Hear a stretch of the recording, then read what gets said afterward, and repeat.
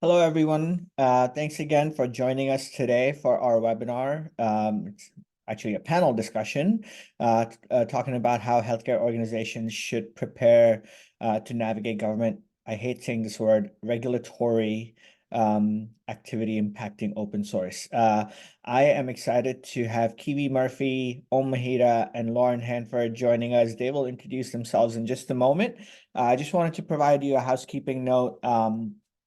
We invite our attendees to participate via questions. You will see a Q&A tab at the bottom of your Zoom panel. Please use that to submit questions. We will collect your questions and then address them at the end of our prepared conversation points. So please feel free to engage. Having said that, actually, my name is Kanish Sharma. I head up product and content marketing here at TideLift, and I'll be your host today. And Lauren, if I might ask you to take the mic and quickly introduce yourself, please. Happy to be here with y'all today. My name is Lauren Hanford. I'm the VP of Product here at TideLift. So my day-to-day is leading our product and design teams through customer discovery, building product features and product value for our customers, and have a heavy focus on working directly with open source maintainers along that journey. Kiwi, you want to go next? Absolutely. Hi, thanks, Kanish, for hosting. My name is Kiwi Murphy, and I'm currently serving as the Vice President of Security at NetHealth, where I'm focused on developing a security program of continuous improvement. And prior to this, I worked at Starburst Data as head of security, also Cambridge Mobile Telematics. So I'm very familiar with the benefits of open source and the security best practices surrounding it. And I'm excited to be here. So thanks for having me. I'll pass to Om. Thanks. My name is Om Mahida. I lead product here in MedCrypt. Been living and breathing medical device cybersecurity for the past 7 years, 8 years. Super relevant to kind of some of the big things we've seen shifting in the healthcare space over the past couple of years, and some more recent active issues we're seeing in cybersecurity and how important it's become in critical infrastructure. So looking forward to the conversation here and how open source plays like a big role in helping companies just innovate and also get better at cybersecurity. Thank you, Om, Kiwi, and Lauren.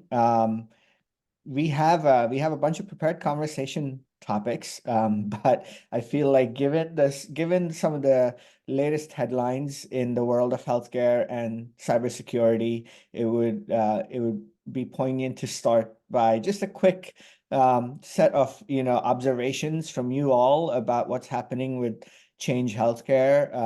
It has some far-reaching impacts, both dollars, but then even more personally, individuals' well-being. So if maybe Om, I can ask you to get us going if you can share your observations and all yours.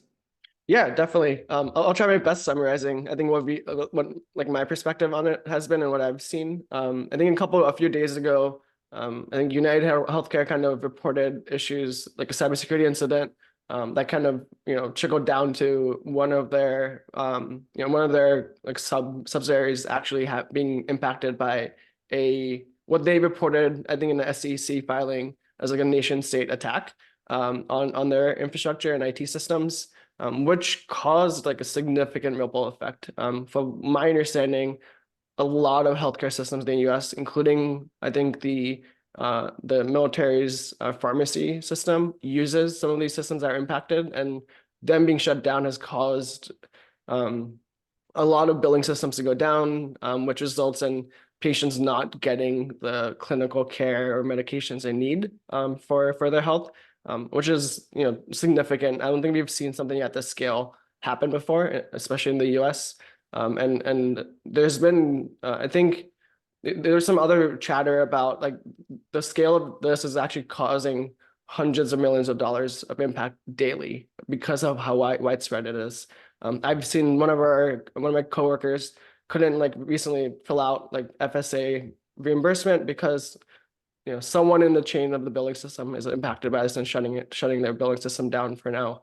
But we've also seen kind of the hacking group that said was responsible get paid about $22 million in Bitcoin to kind of stop give data back to United Healthcare. But there's some oddities there where they kind of ran away with the money and said, we're gonna not actually give you your data back. We're gonna take the money and run with it and shut down our attack. And I think they're selling access to our source code for like 5 million. So kind of double dipping there, but it's quite outside of the kind of the hacker group and the things they're doing. It's quite significant how big of an impact this is, and don't want to understate, like, it'd be really interesting to see what the root cause was, because I think, over the past few years, we've seen the US government get really serious about critical infrastructure and security,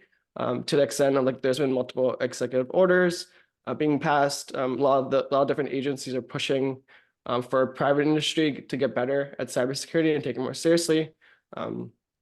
But I think this is probably the biggest cybersecurity attack we've seen in the US, at least as far as I can tell. Thank you, Om. Kiwi, any thoughts and observations from you? Yeah, I think that it's a great time to go back to basics in security. I'm a big fan of never wasting a good security incident. There's a lot that everybody can learn here, but I think the two areas that I would focus on if you're a security professional is just testing your incident response plan, dust that off, make sure that everybody who's in the security incident response team knows their roles and responsibilities. Maybe don't make it just an annual tabletop exercise, but really review it and make sure that if you were in this position tomorrow, you would know how to respond. I think a second thing to do here that's really useful is just leverage threat intelligence. There are wonderful, reputable publications that are spreading information about incidents, whether they're in healthcare or in another domain, and sharing information among groups, I think, is really important, because this is how we stop the risk from this happening to other organizations, but it's also just how we, as security professionals, begin to know what to look for to see if we're impacted. So just make sure that you're subscribed to reputable newsletters or digests that can give you some details on what to look for, or to see how you're impacted, or to reduce the risk that you might see this happen at your own organization. Thank you, Kiwi. Lauren, any thoughts from you?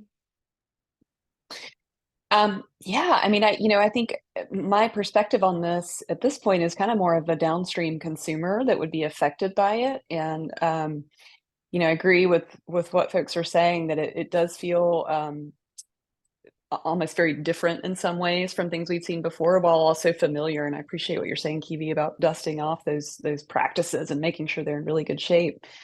I do wonder if this is going to be the kind of thing where we see the consumer able to have a little bit more of a voice and have more impact. Are people going to be able to kind of vote with their feet, sort of thing?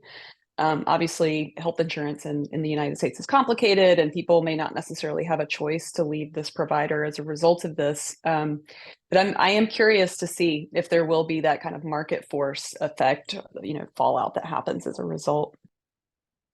I know that the Department of Health and Human Services has been heavily involved in trying to remediate this. So, it sort of goes hand in hand with the title of our panel discussion, government action impacting software development. I did want to, also clarify that the cause, as Om pointed out, the cause is not exactly clear as of yet, or the attack vector is not clear as of yet, but it goes to say that there are so many different attack vectors that security professionals need to constantly be on top of, right? So having said that, let me switch our focus a little bit to Om, you talked about all that work happening through the government to improve cybersecurity, and a lot of it is focused on open source. So with that in mind, what are some of the things that are top of mind for you? Maybe we can start with you this time, Kiwi. What are some of the things that are top of mind for you in terms of related to open source based development that healthcare organizations are undertaking? Great question. I think that there's a lot of good investment being made into cybersecurity. Some people might say that it's long overdue, but from a healthcare perspective, I think that there's probably 3 pillars that I see. 2 are kind of financial in terms of investment, and others are just holistic across organizations. But I think that code scanning is one that's no longer seen, especially relative to open source, as a nice to have. It's a need at this point in time. It's a best practice security control. And I think that we've seen that the past couple of years get adopted more. I think also organizations are really focused on proactive measures. So what I mean by that is that companies, especially in the healthcare space, they want to have security controls that are actually preventing a vulnerability as opposed to simply detecting it. So I think that shift from preventative to detective has gotten pretty popular over the past couple of years. I think we'll see in 2024 kind of an increase in that because generative AI is just such a hot topic. So everybody can quickly market a security tool when they say that they have that feature implemented.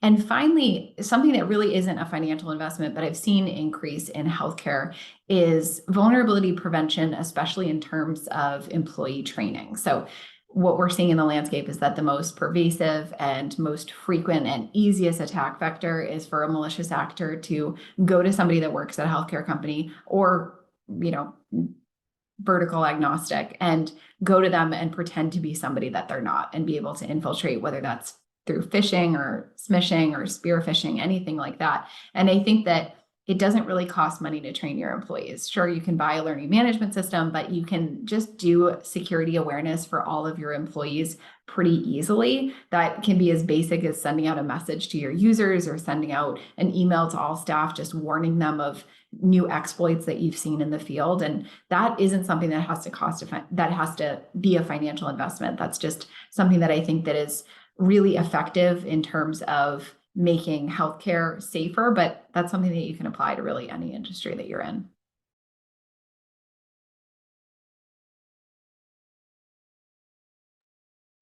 Just realized I was speaking on mute. So, Lauren, you unmuted. Were you going to add something?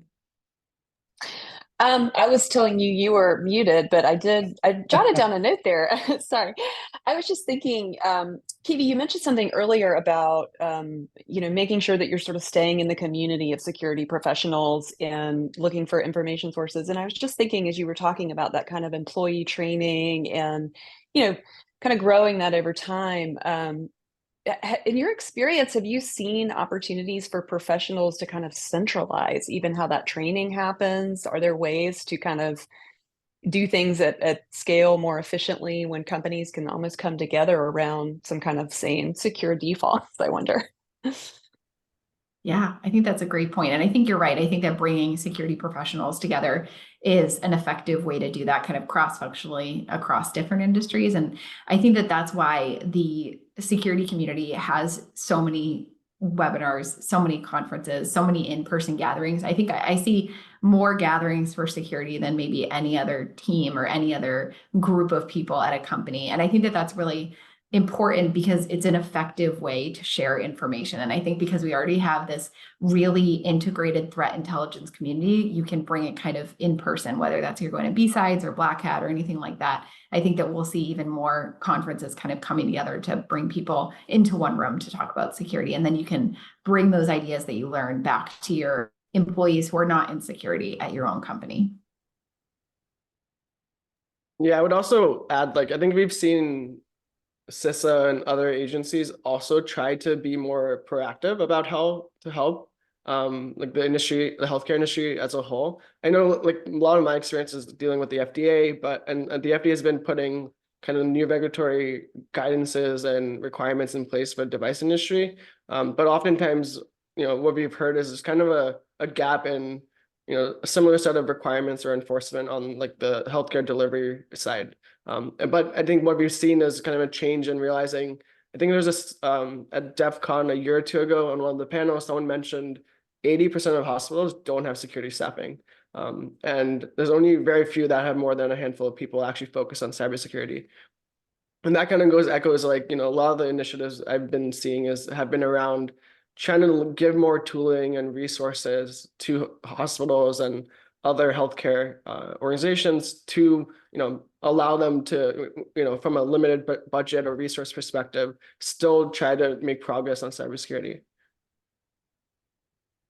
Awesome. And maybe, Lauren, I can ask you to potentially maybe focus in on the open source aspect of it a little bit more, whether it is, with our customers in the healthcare sector, and, to a greater extent, even beyond just healthcare. What are you seeing in terms of sort of the open source that's already been adopted, and, the continuing adoption of open source software for application development? Yeah, I mean, I do think that, across multiple verticals and certainly in healthcare, folks are seeing the opportunities that open source provides for innovation, for scalability, agility, as you're trying to take a product to market or a service for your customers. At the same time, there's this, other side of the coin of there are risks in place, right? You have to have that proactive, preventative information to be able to navigate that successfully. And then, across many industries as well, there have been folks who have adopted open source. I think in some cases, you even see places where a company may not even realize how much open source they have adopted. And so there's also this kind of moment right now of bringing an awareness to that through software bills of materials, learning more about what's actually come in the door, what may have been there for years, and really understanding that requires a certain level of maintenance and caretaking. You can't just bring an open source package in and forget about it, and I think that's actually a lot of the theme that I see in the FDA regulation in particular, where they're wanting to know, what are you doing to monitor and evaluate the life cycle of this dependency, and then how long it's supported, is it supported, and things like that. So there's a lot to navigate here, but I feel really confident about the future, being on the call with all of you here today, that, we're out here really trying to make this safe and approachable in our work. And, companies will then have the opportunity to capture that innovation from open source. I'm going to get to the FDA thing in a moment, and I'll go straight to you. But Lauren, Kiwi also said something. I feel like she almost teed it up for me to ask you this question. But Kiwi talked about the aspect or the mindset of being proactive, and thinking about vulnerability prevention. I feel like this is a great opportunity if you have a couple thoughts on the kinds of things that organizations can do, from on a tactical perspective, to become a little bit more proactive and give vulnerability prevention the kind of attention that it deserves. Yeah. I mean, I think what Kibi mentioned also about educating the workforce is a really important part of this. So you want to, give folks who are making choices about open source the information that's a broader aperture, basically, than vulnerabilities. You want them to understand, how to assess a package. What are the signals that this is going to be a reliable, safe bet to take you into the future? If you're a company and you know that you're not going to be able to do the rework and the cost to rip a dependency out, what does that mean for the level that you evaluate the package at? How often do you reevaluate the package? And some companies will opt to do this through a central kind of clearinghouse of approval for open source, which can certainly be a valid way to do that. I think another important thing to do, though, is to bring developers, decision makers, enterprise architects along on that journey so that they themselves are more empowered to make great choices. Awesome. Thank you, Lauren. I'm going to come to you with this question. How are you digesting the requirements coming out in the FDA? I guess the requirements coming out from the FDA, and the impact across especially the medical devices set of organizations. And I know MedCrypt does a lot of work there. Yeah, definitely. So just a little background, the FDA, starting in around 2016, started publishing what were known as like cybersecurity guidances. So kind of just guidances for device manufacturers to follow to improve cybersecurity for their medical devices. And they're kind of focused on a couple of things. Overall goal was try to shift left, right? Try to, one, design your medical device to be secure from the day it ships and while it's in the field.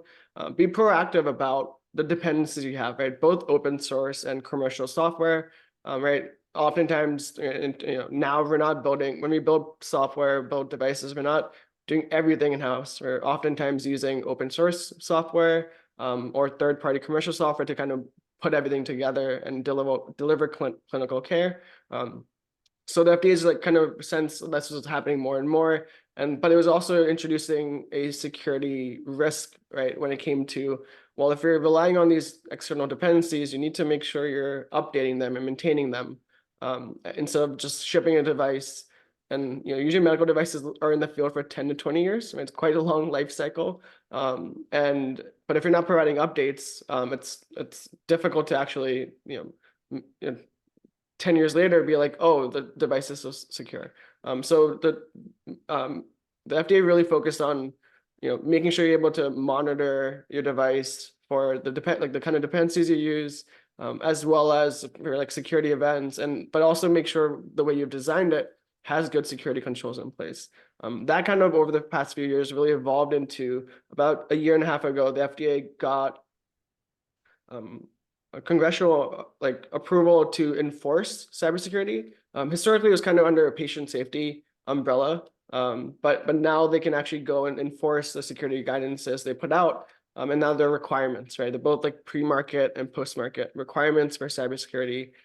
And they started enforcing them in about October last year. And I think the FDA did come out about a few months ago and said they're averaging about 15 deficiencies per submission, which is just around cybersecurity, which is quite high because that's hitting on a couple of different aspects of what they're asking for. But that includes things like SBOMs, or when device manufacturers submit an SBOM to the FDA and say they're using these third-party components, both open source and commercial. Are they really analyzing what they're using, right? Or they're using, what the FDA is trying to make sure isn't happening is they're using versions that are 5-10 years old or things that are not maintained, right? To Lauren, your point, it's really critical to make sure if you're using an open source dependency, you're using one that is well maintained, right? Has the resources to get continual updates, and you're able to incorporate those updates into your device or your project, and then also push those updates out to consumers in the end. And then so we've seen quite the evolution, at least in the med device space, around the regulatory agency kind of really pushing the market to improve cybersecurity for their medical devices. Thank you, Om. I also, Kiwi, want to come to you. I know it doesn't sort of impact you directly, but how are you seeing some of this play out in the software that's being used in the healthcare world? Yeah, I think that there was a great summary, of how these are impacting the community. I think that these regulations, executive orders, recommendations from the government, they're always changing and there's always new ones emerging. So I find that can be a little bit overwhelming, but I think that it's really, really, really important to not overcomplicate security as your response. So anything that comes out from the US government, it's not requiring you to do anything beyond the best practices that you have known about for the past couple of decades. It's not saying you have to go buy a new tool, you have to adopt a new technology, you have to buy this new service. It's just basically the US government laying out, here are security best practices that you're already familiar with. Please make sure that you're following them, and we are going to check if you're following them. And so I think that an effective way to not overcomplicate security as a response when you see these new requirements is to choose a governance program at your organization and stick to it. Hopefully you've already done this, but I think that an effective way to see if you have a strong security governance framework in place is to see if everybody at your company, even the people outside of security, know what its name is. So does somebody in another department, when they got on a call with a customer, are they able to say, yep, we align with ISO 27001, or maybe, yes, we align with the AICPA's SOC 2 framework, et cetera. You really just want to make sure that your governance program is so integrated within your company for security that people might not know every single control for it, but they can at least name what it is. I think that's a really good metric for seeing that you have strong security governance in your organization.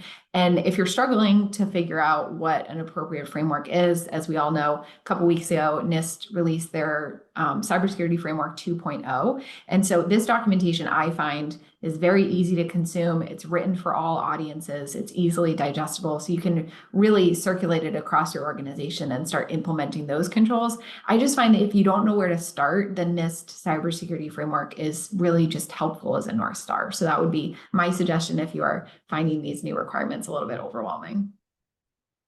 Thank you, Kiwi. Lauren, I know you've spent a ton of time digesting the tens and tens of pages of the FDA document, the NIST documents. Any thoughts coming to you?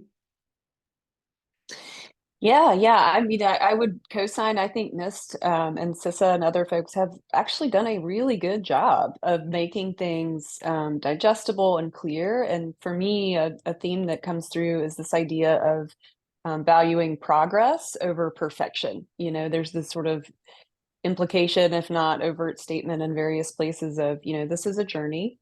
You know, the intent here is to be helpful. It's not actually to be punitive. And it is a journey, right? Like these things will take time. And I like how you describe that, Kiwi, and it makes me think honestly of almost like committing to an exercise program. It's like just showing up every day and making it a regular practice is almost more important than what's the exact thing you're doing and, oh, am I doing this exact program or whatever.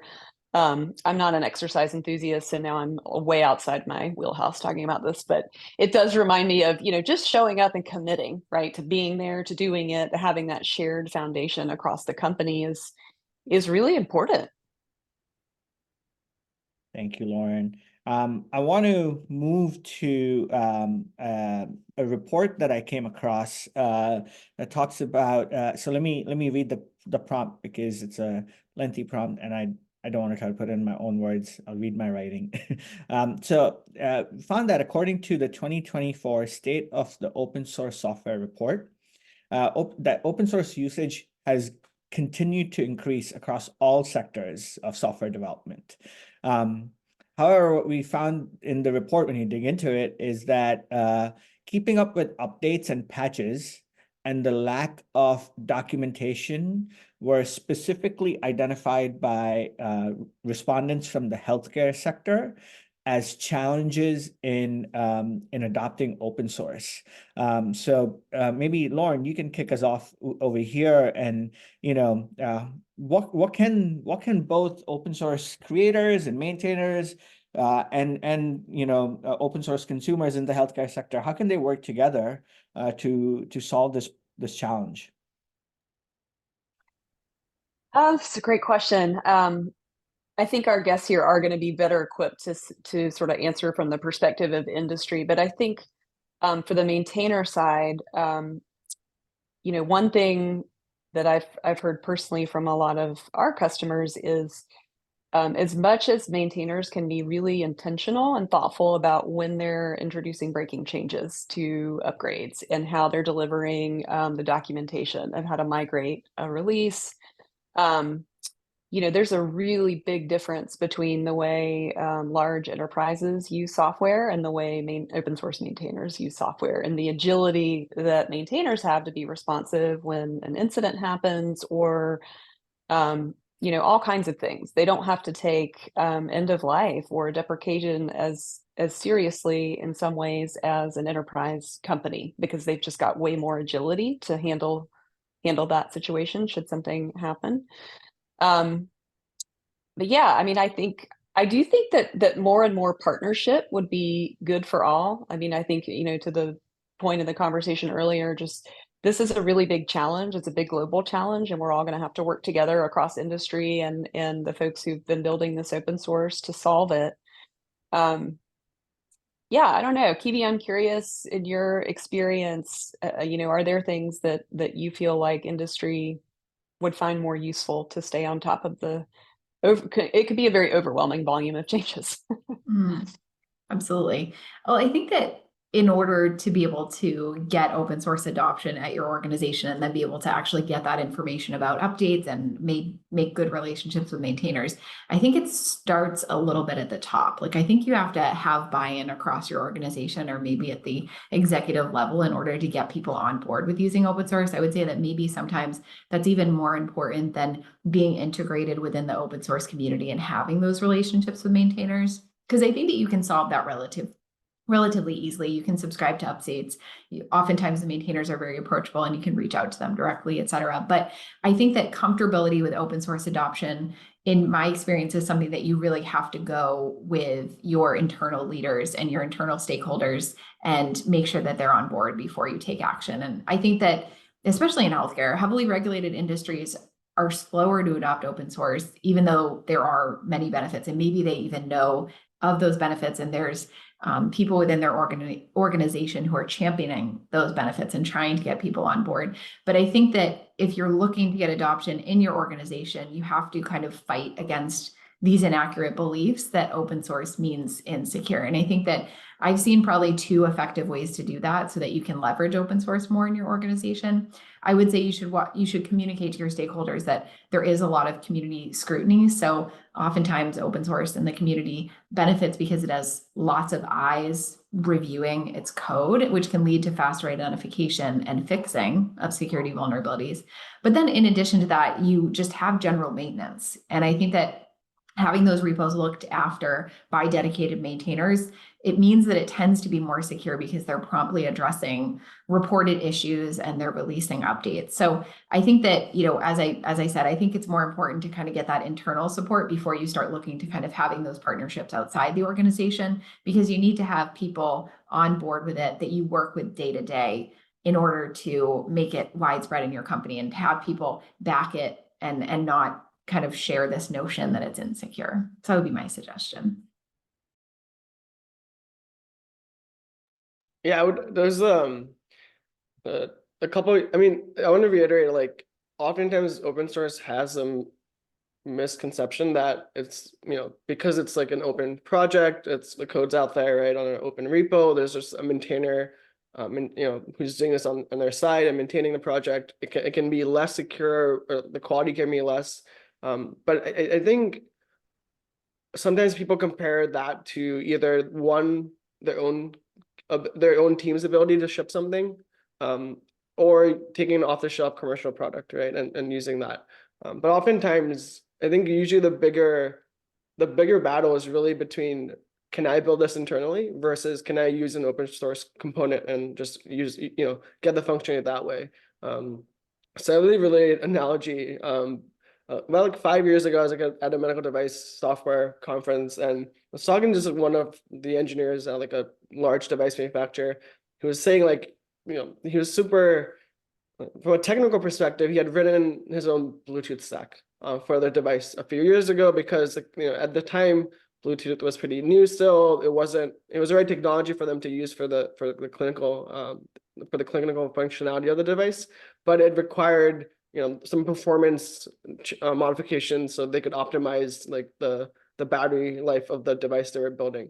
It was like kind of boasting about like how impressive it was from a technical perspective to do that, right? And saying I did something better than the industry is able to do, and it was impressive. But the problem is, if you look at it at the time, at that time, it looks impressive.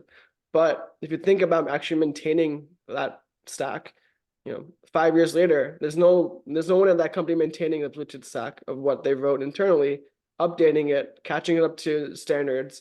And if you kind of look at Bluetooth, for example, right, there's a lot of vulnerabilities that come out, and most of them probably apply to whatever they did internally. And now they have a significantly worse security profile for that device because it, 10 years ago decided to write their own internal Bluetooth stack because they thought they could do it better. But they didn't get any of the downstream benefits of a community maintained project, right? Where it's getting continual updates because there's so many different people using it.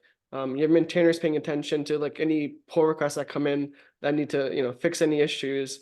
And I think to both a couple points brought up, right? There's a lot more eyes on the project because it's open source, and then that ends up actually being a significant benefit long term because the project ends up being in a better situation when it comes to getting updates and it being maintained over the not just the short term but the long term of that project.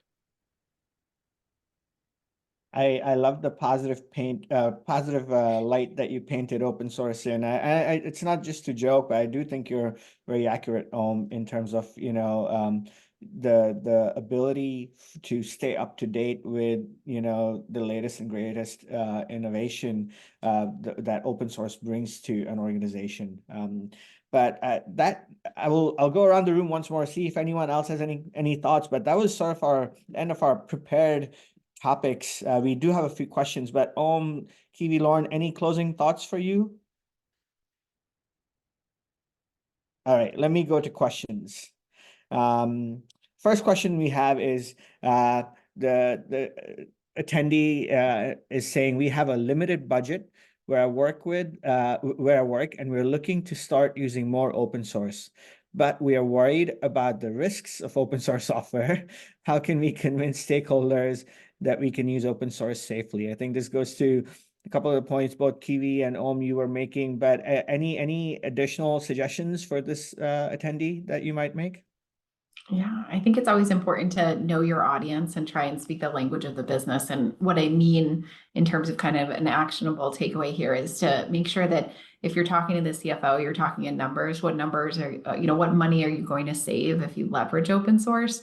If you're talking to a security professional, maybe identify the highlights that we've just shared here of why open source doesn't mean insecure. I just think it's important to really tailor your message to whatever audience you're speaking to. Not everybody is going to understand the benefits or the risks of open source if you kind of just lay them out one by one. So I think it's important to just get on board with the needs and the desires and the goals of the audience that you're talking to, and then tailor your message to them.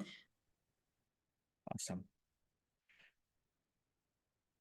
The next question we have, I think the next two questions go hand in hand to some extent, but maybe Lauren, I'll come to you with this question, and then Omen, Kiwi, feel free to chime in as well. Someone mentioned vulnerability prevention. Could you go deeper into what this means, please? So Lauren, do you want to kick us off over there, please?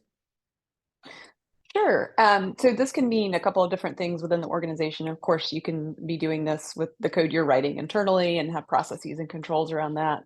For open source in particular, for me, this is looking at those preventative types of metrics that we mentioned at the top of the call. So really staying on top of both the package that you're bringing in and also the package dependencies, the graph underneath it. And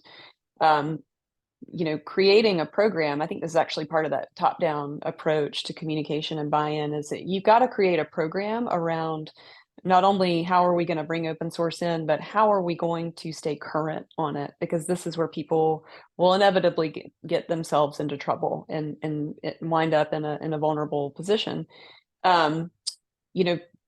Proactively preventing vulnerabilities is going to look like, ensuring that the release that you're on is still receiving security fixes. We're on, I think, Angular 17 or something these days, somewhere in the teens. And there are a lot of businesses who are on fairly old versions of Angular at this point that are no longer receiving even critical urgent security fixes. And that is just asking for problems in your life. So, again, bringing in open source is both the, making good decisions about when you bring it in, but then also bringing a lot of intention to how you intend to maintain your usage of it once it's brought inside. And again, that's with both the packages and its dependencies. So that's what I would say is those proactive metrics and applying it across the graph. I feel like a lot of what your response was, Lauren, was dead on, but also goes to this follow-up question, which was, how can organizations establish effective and continuous monitoring processes for open source and potential threats? But Kiwi, since you were the first one to bring up vulnerability prevention, would you have any thoughts to add on to what Lauren said? Yeah, I think that Lauren highlighted excellent strategies for when you're dealing with open source, and at a more holistic level, I think that there is more and more technology coming out every day that's, like I said, preventative controls instead of just detective. So you could use SOAR as a tool. You could also just make sure that you have really strict controls set in your endpoint detection response system across all the machines in your organizations and across all of the servers. And I think that also a really great practice is to enable just-in-time access provisioning or try to get your organization closer to a zero trust model. I think that those are all not just buzzwords, but also really effective ways to start preventing vulnerabilities as to simply just picking them up with your tools and identify them. Because realistically, I think the most effective security is getting as close as we can to stopping something before it happens, as opposed to just picking it up with our monitoring tools. So those would be my suggestions. Awesome. Well, that's the end of our questions that we've got into. I'd just like to say thank you, Kiwi, Om, and Lauren, for participating today and providing your thoughts and insights. It's been a really valuable conversation, and an even bigger thank you to all our attendees for joining and staying connected through the length of the conversation. Thank you all so much, and we'll chat with you soon. Take care.